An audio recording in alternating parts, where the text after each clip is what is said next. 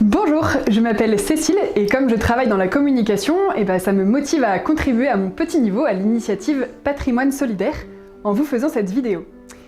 Certains nous demandent parfois d'où vient cette initiative et comment on s'est retrouvé à faire ça. Alors pour le comment, je vais plutôt laisser Aude vous raconter. Vous verrez, c'est assez sympa à écouter. Moi, je vais plutôt vous dire quelques mots du pourquoi.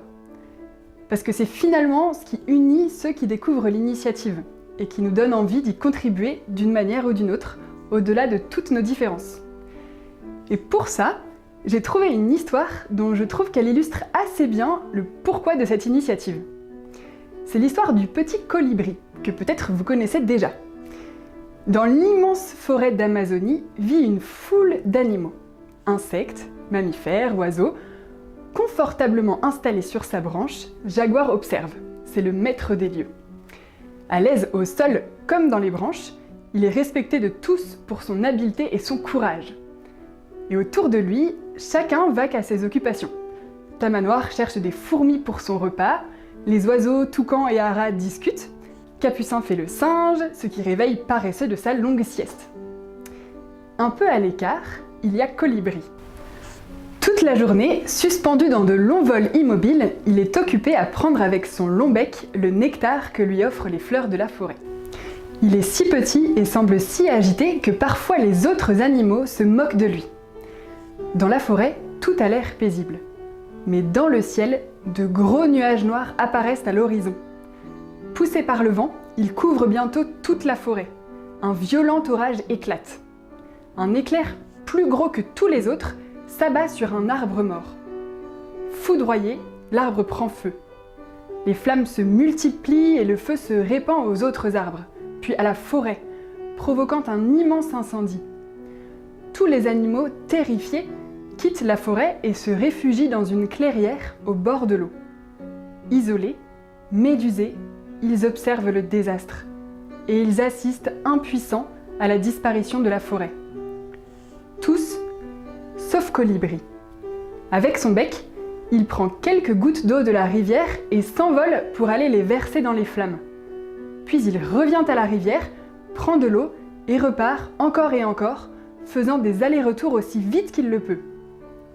Au bout d'un moment, Jaguar, agacé de le voir ainsi s'agiter en vain, lui lance « Colibri, tu n'es pas fou? Tu crois que c'est avec ces quelques gouttes d'eau que tu vas éteindre le feu ?» Colibri suspend son vol un instant, les regarde tous et répond « Je sais bien que je n'y arriverai pas tout seul, mais je fais ma part. » Et sans plus attendre, il repart vers les flammes. Les animaux se regardent étonnés. C'est Toucan qui le premier dit « J'y vais moi aussi, j'ai un grand bec et je sais voler. » Puis Hara, le perroquet, s'écrie « Attends, je viens avec toi !» Finalement, prenant un peu d'eau dans leur bec, dans leur museau, dans leurs pattes, tous les animaux s'élancent vers l'incendie. L'histoire ne dit pas s'ils ont réussi. Mais depuis ce jour, quelque chose a changé. Et les animaux se sentent unis par une force nouvelle.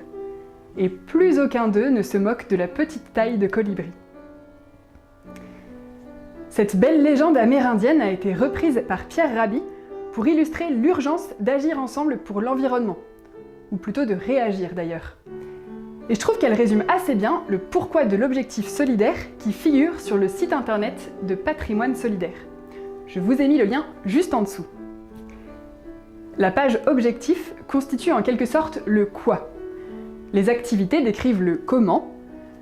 Les dons sont les fruits de tout ça.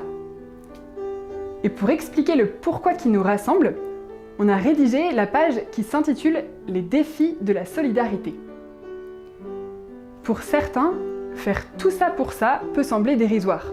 Et d'une certaine manière, ça n'est pas faux. De si petites gouttes, c'est effectivement dérisoire, notamment à l'échelle des besoins. Mais quand le hasard des rencontres et des échanges sur les réseaux sociaux conduit des personnes à se motiver pour apporter chacun leur petite goutte, ça peut motiver à essayer de remplir au moins un seau. En tout cas, faire soi-même une part, quand chacun décide de faire sa part, ça devient tout de suite plus facile et tout de suite plus stimulant.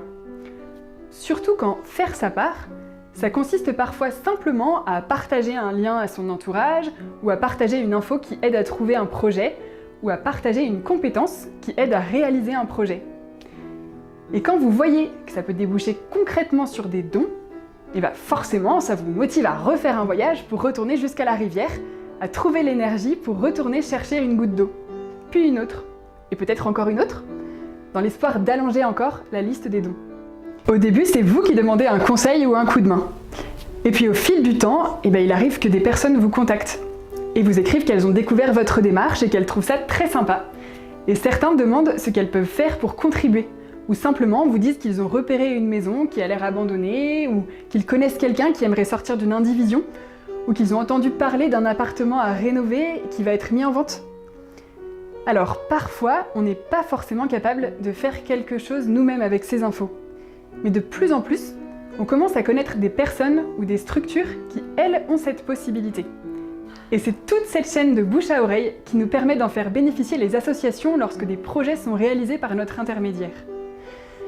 Et coordonner l'action de plusieurs colibris au lieu de faire les voyages tout seul, ça fait tellement plaisir.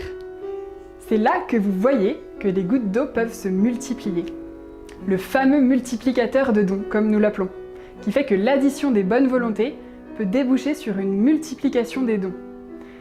Alors c'est sûr, quand vous êtes juste quelques petits colibris, vous rêvez toujours qu'un ou deux gros pélicans finiront par entendre parler de vos allers-retours et par proposer un coup de main. Vous savez, avec leur grand bec qui peut prendre plein d'eau d'un seul coup. Et tant qu'à faire, vous espérez que ça arrive pendant qu'il vous reste encore un peu d'énergie pour faire quelques allers-retours à la rivière. Mais le cœur du pourquoi, le défi de la solidarité, ça reste de se sentir concerné par l'incendie, de voir les besoins avant de voir notre fatigue, de laisser le cœur parler plus fort que les courbatures. Parce qu'au fond de vous, vous sentez bien que vous trouverez toute votre vie des bonnes raisons de rester sur votre branche du côté des spectateurs et de tous les commentateurs. Au fond, tout ce temps qu'on est, on voit bien le risque, non ?